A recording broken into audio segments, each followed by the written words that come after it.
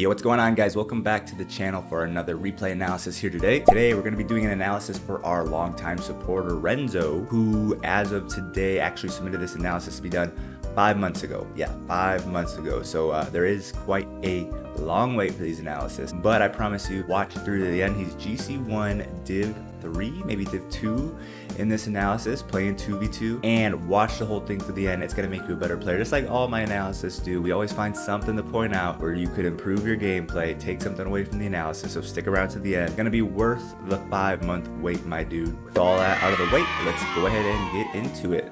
5 months coming. We're going to make this a primo replay analysis. Cream of the crop. All right, let's see what we got.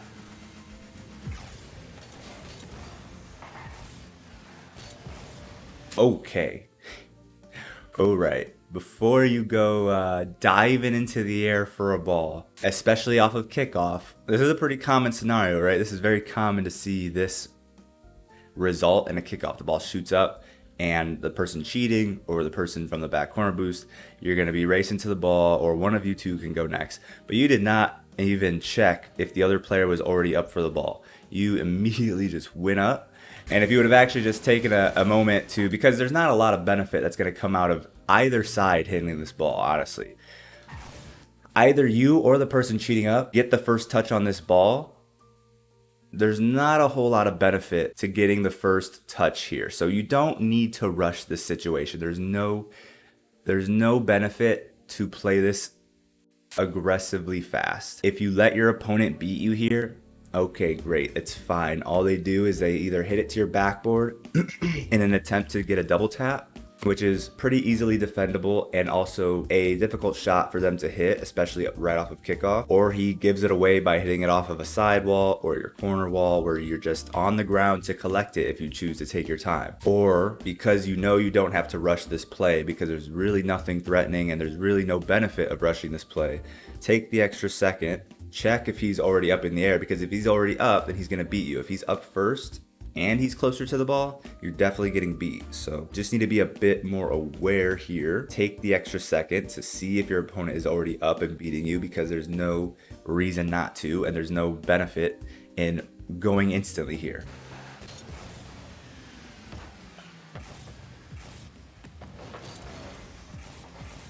The only thing that resulted in you going instantly was getting beat, leaving your teammate in a 2 versus 1. They play it perfectly so far. Trax should probably score this, and you should probably go down 1-0 in the very opening seconds of this game.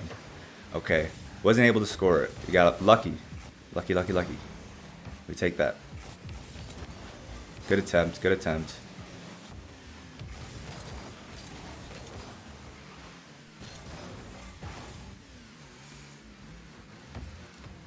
Good patience. I really like here. Big tip for anyone watching. Something really good that he did here, that Renzo did here, is he sees John off in front of him getting ready to challenge. So all he has to do here is position his car in John's path where he would be hitting the ball if he did. Right here, if John comes and challenges this ball, all that's going to happen, because Renzo is wisely positioned right here, is the ball is going to bounce off of him behind John, and Renzo can follow up the ball for free. This position, just sitting behind the ball here, makes John not have any sort of threatening play here. John cannot do anything to get this ball past Renzo, and with how Renzo is positioned, if John touches the ball at all, he's actually outplaying himself. So Renzo is really well positioned here and playing very intelligently in this position here. You don't see a lot of people do this very often. Just sit behind the ball when it's hugging the curve of the wall here. Just sit behind it, because if they come and challenge, there is nothing that he can do to get this ball past Renzo right now. It's just going to deflect off of Renzo and right back behind John. So really well done by John here.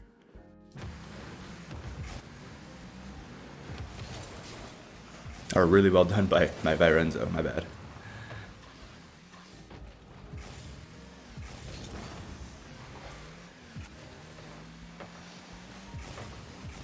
Wow, what a bang. Jesus. You gotta get that touch. Very important touch to make sure you're not gonna miss here. It's the double jump. You might have been trying to flip and you just didn't move your analog stick enough to register to flip. I'm assuming that's what happened because there's really no reason to double jump here, right? You're already lined up for it off of that first jump, and the second jump puts you off track for it. So I'm assuming you meant to flip there and just didn't move your analog stick enough to actually cause a flip. Happens. Good save. Good challenge.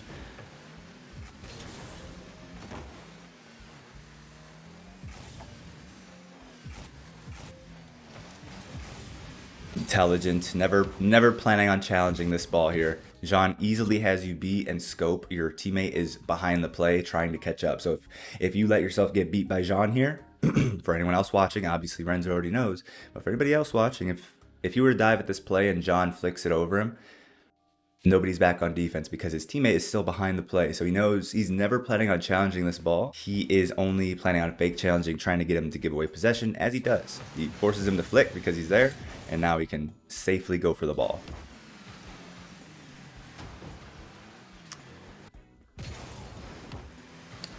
Yeah, about all you could do there, for sure.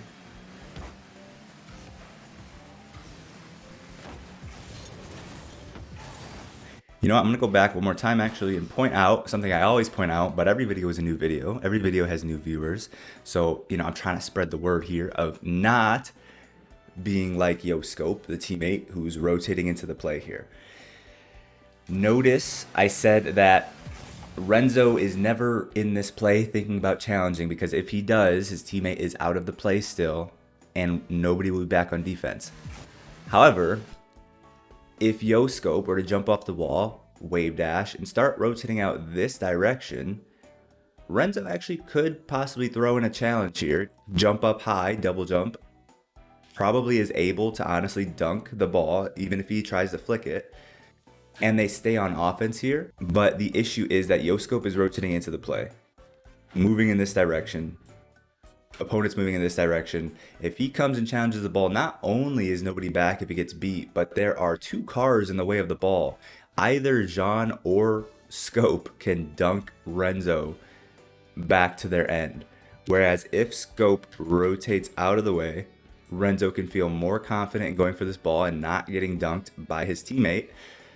And if he gets beat now, Scope is actually on his way back to where he can turn and challenge the ball, or at least buy time for Renzo to get back and help again. So two ways that rotating into the play here really messes up Renzo. But even as we continue to play it, notice Scope is turning up the wall, expecting Renzo to be able to get a really, I think, almost impossible shift in momentum on this ball, the way that Renzo is positioned and how fast and far this ball is moving back towards their end.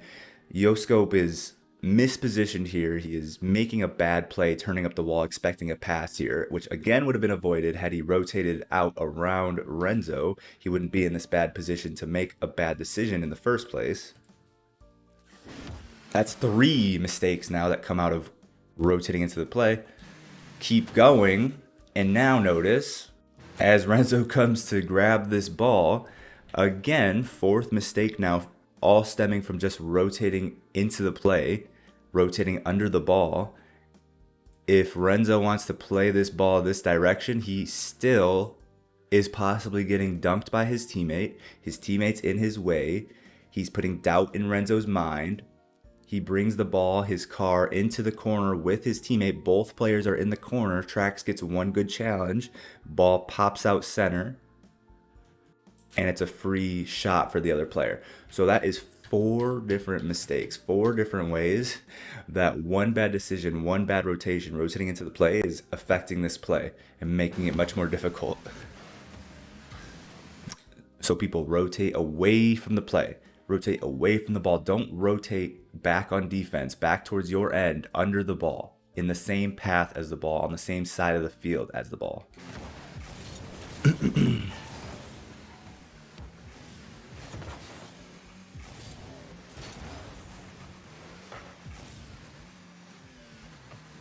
Oh, does he make up for it with the insane solo play? Almost.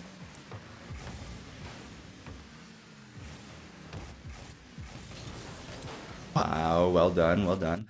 The individual 1v1 play could have been more effective here. I don't know how much 1v1s you play, but it's always, especially for 2v2, even 3v3, any game mode, it's really beneficial to play your 1v1 so that you know the most effective way to play your 1v1 situations when you find yourself in them, and you're more effective in those 1v1 situations. Because this flick, just a front flip flick, while it's not a bad play at all, you can definitely go for a 45-degree flick here. You can go for an air dribble bump. An air dribble bump is like almost a 100% success rate in this position. Both of those options would have been better than the front flip flick. However, still well done leading up to that point.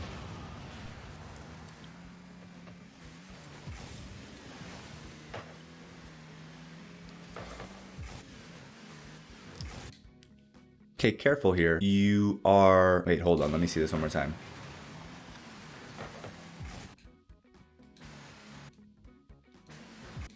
I would say you need to be positioned more towards the outside of the field. I see you're probably staying more midfield in an attempt to block a pass here.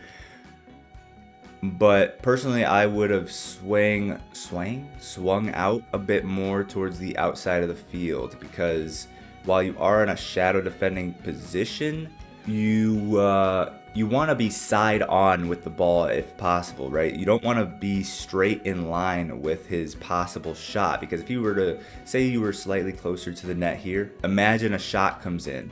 Would you rather save a shot? Would you rather defend a shot that is going directly over your head, where you have to do a very awkward sort of acrobatic play to save the ball and most likely only be able to put it straight off of your backboard? Or would you rather be side on when this shot comes through so that the ball isn't straight over your head, your camera isn't looking straight over your head, putting you in an awkward position, it's just straight off to the side of you, so when he shoots, you jump up from the side, it's a very easy touch, and you're able to clear it to the corner instead of off of your backboard in that position.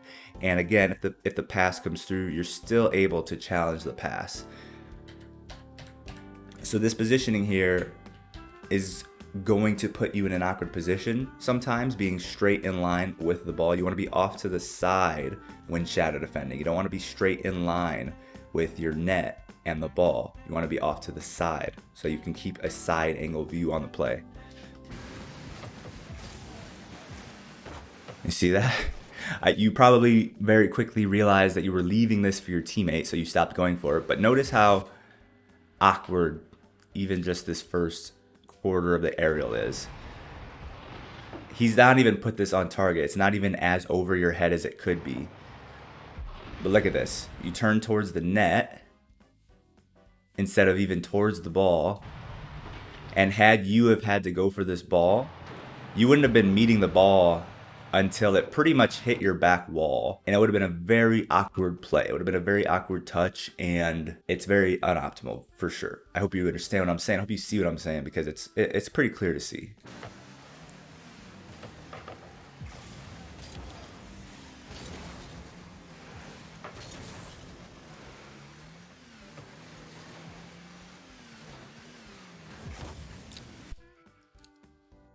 Okay, let's see this one more time. I was trying to put down my coffee. I got a little distracted. I got coffee in every single replay analysis, I swear. Oh yeah, so you know you're probably going to get pressured by tracks instantly after you touch this ball. This is just going to be execution, right? You are GC1, almost GC2. In this analysis, I'm pretty sure by now you are GC2, you've told me. But all you need to do on this play is just let the ball get slightly more in front of you, catch it rolling directly towards the boost. You got to keep this in the path. You got to keep this ball moving in the exact path that you want to go, because you got to move the ball very quickly because tracks is on your tail. So you got to let this come more in front of you. You want to be catching it with your car here, pushing it instantly to the corner and making your play out of the corner, rather than setting the ball up off here to then grab the corner boost and turn on it, which I know is your plan. But tracks is putting a little damper on your plan. So what you need to do is you need to get behind the ball as it lands, roll it straight to the corner and out of your corner here. That's going to be the most effective play here. That's just an execution thing.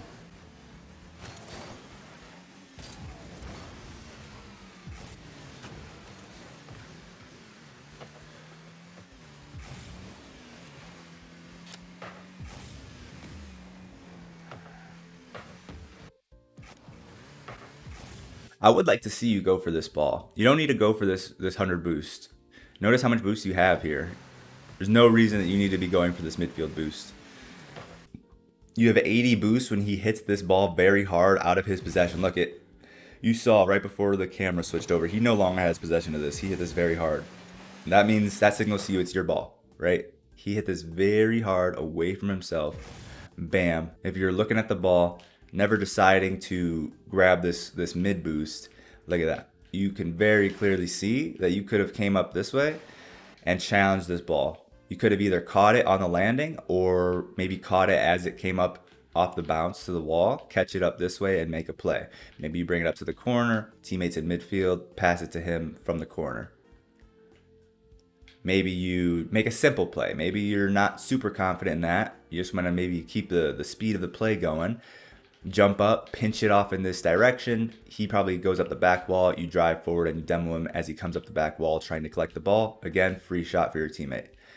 But bottom line is he hit this away from himself. He lost possession. Trax wasn't in a position to immediately go for the ball. You had this ball next for sure had you decided to go. No reason to concede the ball for 20 extra boosts in the midfield.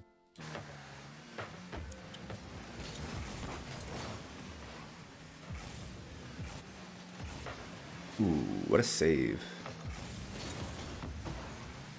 If anything, that was a riskier ball than the other one to go for sure. If he's beating you hard here. That's why it's risky. Like, just this scenario in general, just play enough.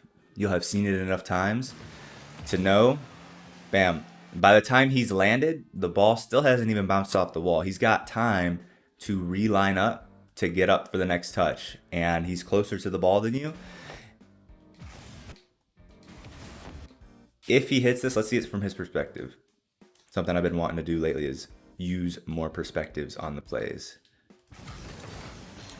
Really great save by him. He lands, bam, hits this off towards your corner, off towards the left, rather than he messes up his flip. That's the only reason he doesn't beat you here. The only reason he does not beat you here is because he messes up his flip. So slightly poor decision making by you in the last 15 seconds. Not challenging a ball that was completely free for you, and then challenging a ball where technically you were actually beat. You got lucky that he didn't beat you.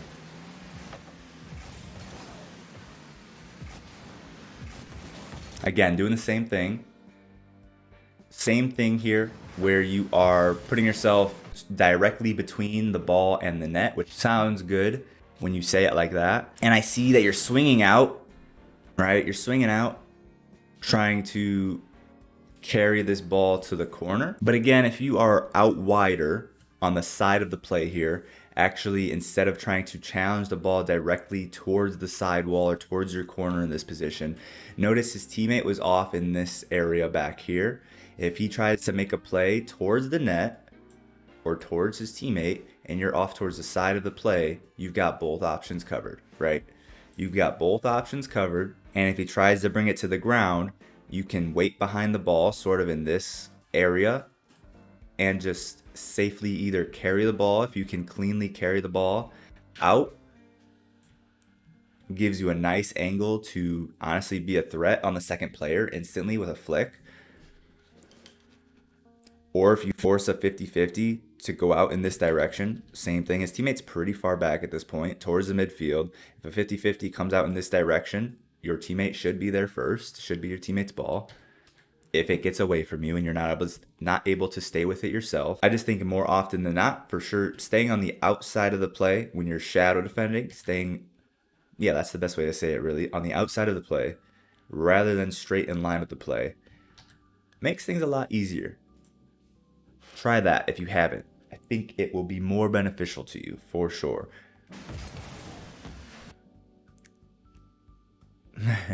That wasn't a great result in what you did, was it?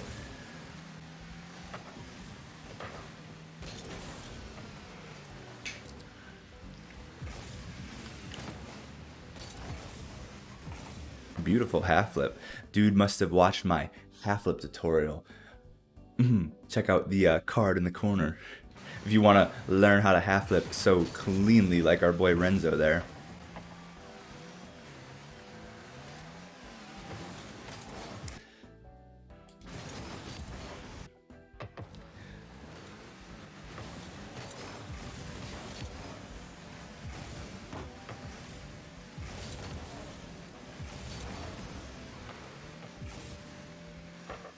A little confusion with your teammate there. Not too bad though. Yep, definitely interfere with that play. Good try. Good try. Let's see this one more time.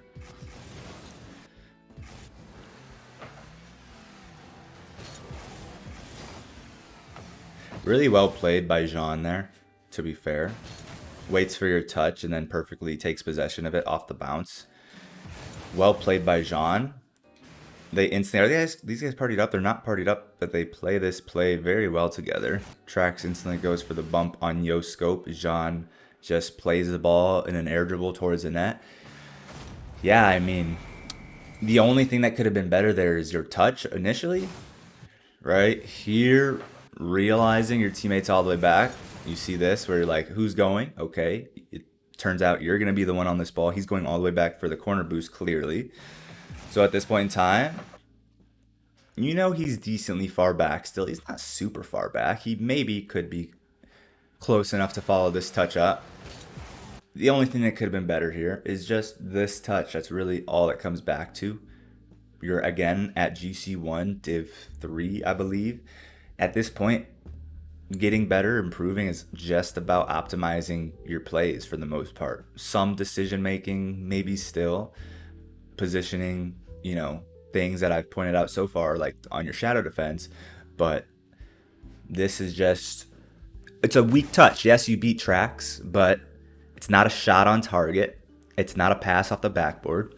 It's essentially a free ball. You know, you beat Trax, but in the grand scheme of things, their team beat your team because they come out with possession. So when you're challenging there, you got to try to find a way to, yes, beat the opponent, but not just give the ball back to them right afterwards. So a shot on target would have been great there, or a high touch off of the backboard that buys time or allows Yoscope to actually go up for the ball and take a shot.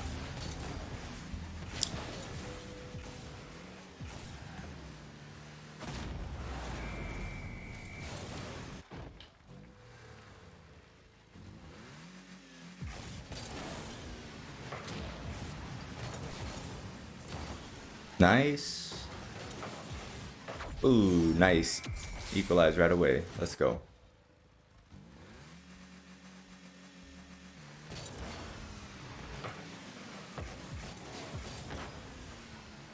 Try. Good try.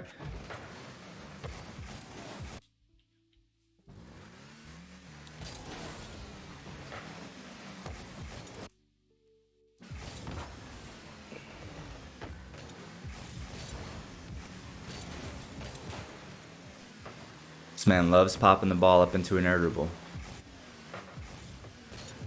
Yep, gotta go up for that. Really well done. Good save. Definitely wish your teammate saves you that boost. Let's see what his play up until that point in time looked like. Definitely would probably like to see your teammate leave you that boost. Let's watch your teammates play up to that point. Gets one touch.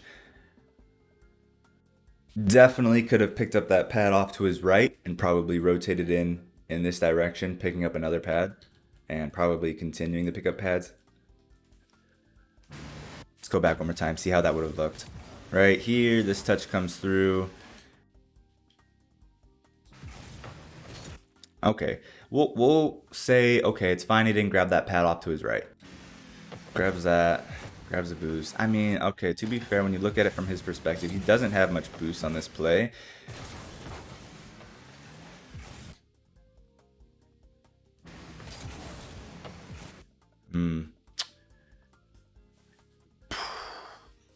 Okay.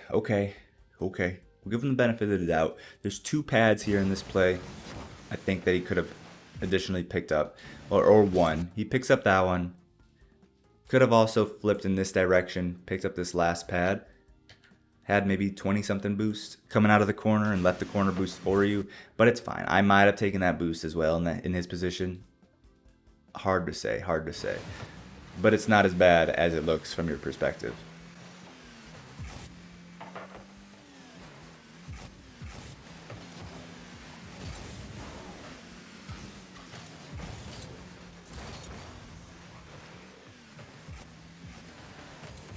Nice. It's a good back pass. Good challenge by your teammate.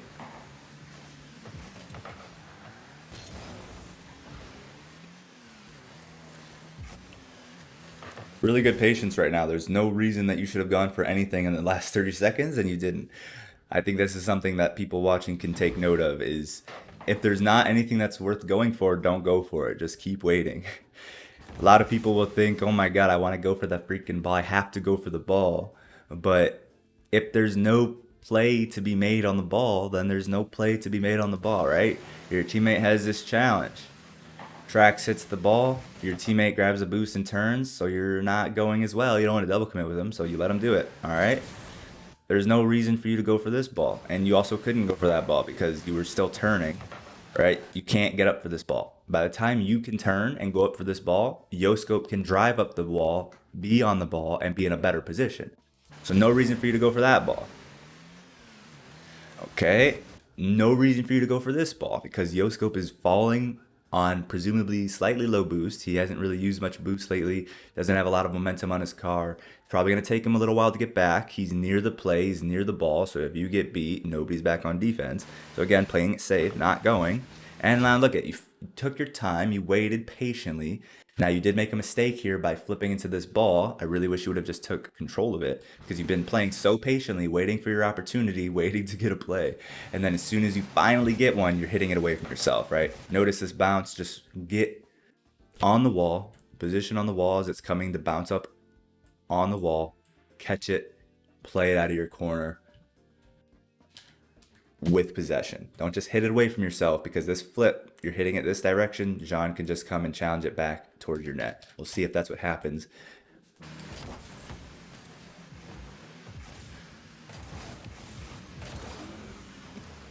Pretty much.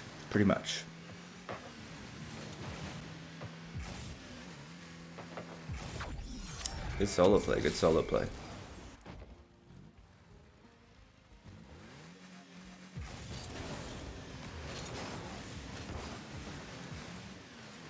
I think that was possibly another example of your flip not executing when you want it to.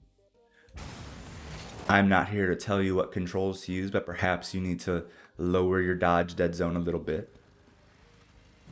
But I'm also somebody who knows how difficult it is to perfectly find settings that make you not make any mistakes. A lot of the time it is just you, your thumbs, you, the person, the player who need to correct the mistakes. It's not necessarily the dead zone's problem because I will definitely notice that sometimes I'll be backflipping more often than I want to, more often than usual. And it's my fault. It's not the controls because once I hire the dodge dead zone in order to avoid backflipping, well, then I'm not flipping when I want to. So that tells you if I lower it, I backflip too much. If I hire it, I don't flip enough. So it's not the dead zone's problem. It's my thumbs. I need to just realize how much I need to push the analog stick. So could be a dead zone issue, could be just a you issue. You would know the answer to that question better than anybody else.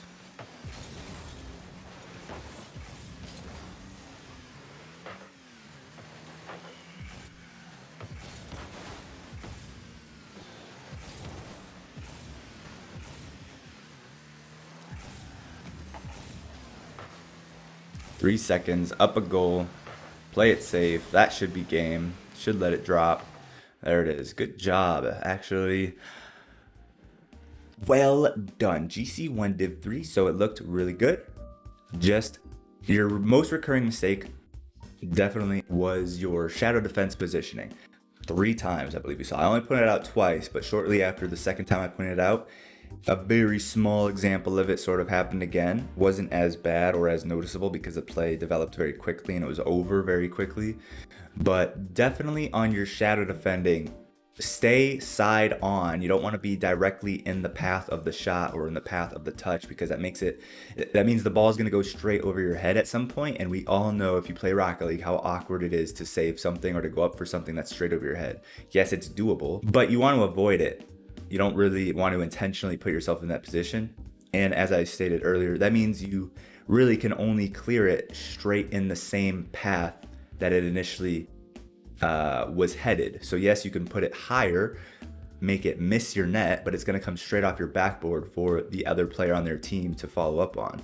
Whereas if you're side on, you're able to force it to your corners and follow it up yourself. Second recurring mistake, I think the second recurring mistake was just some slight giving away possession. I would say there's two more recurring mistakes we saw. You gave away possession a couple times, maybe only once, out of your corner when you were being so patient towards the end there, waited through like 5 different plays, and then you finally get a chance to take control of the play and you just boom it away from yourself. And then you find yourself still on defense. And then other than that, it was a couple of iffy decision-making scenarios in the game where you challenged a ball that you were clearly beat to and you didn't challenge a ball that you clearly had for free. So, you know, not really fundamental mistakes, just some slight lapses in decision-making that can be optimized. And that's what advancing through Grand Champion really is all about, is just optimizing your plays, minimizing any times you make mistakes, and trying to be as efficient as possible. So well done. I hope you guys enjoyed the video. If you learned something, make sure to comment down below what you learned, what you're going to take away from the video. I want to know. Let me know if you agree with everything I said. Maybe you disagree with something I said. Let it be known in the comments below. Leave a like on the video and subscribe because more are going to be coming. We've got like 200 videos on the channel now, so you know more are coming. And I'll see you guys in the next one. Adios.